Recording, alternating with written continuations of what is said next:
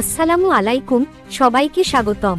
প্রথমেই জানিয়ে দিই, আমাদের চ্যানেলে নিয়মিত আপডেট পেতে চাইলে এখনই সাবস্ক্রাইব করুন।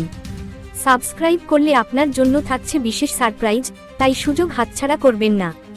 এবার আসি মূল খবরে। বঙ্গোপসাগরে আবারও শক্তিশালী আবহাওয়া পরিস্থিতি তৈরি হচ্ছে। আবহাওয়া দপ্তরের সর্বশেষ তথ্য অনুযায়ী এই মাসের শেষের দিকে বঙ্গোপসাগরে একটি নতুন ঘূর্ণিঝড় সৃষ্টি হওয়ার সম্ভাবনা প্রবল।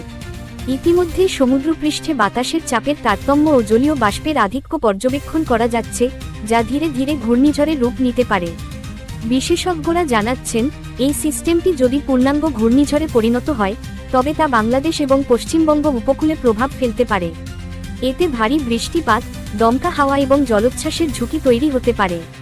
তাই উপকূলীয় এলাকায় বসবাসকারীদের এখন থেকেই সতর্ক থাকতে হবে। তবে এখনই আতঙ্কিত হওয়ার কিছু নেই, কারণ পরিস্থিতি দ্রুত পরিবর্তিত হতে পারে। আবহাওয়াবিদরা নিয়মিত নজরদারি চালিয়ে যাচ্ছেন এবং যেকোনো আপডেট পাওয়া মাত্রই জানানো হবে।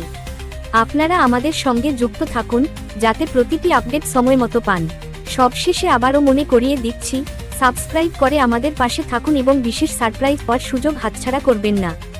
আসসালামু আলাইকুম।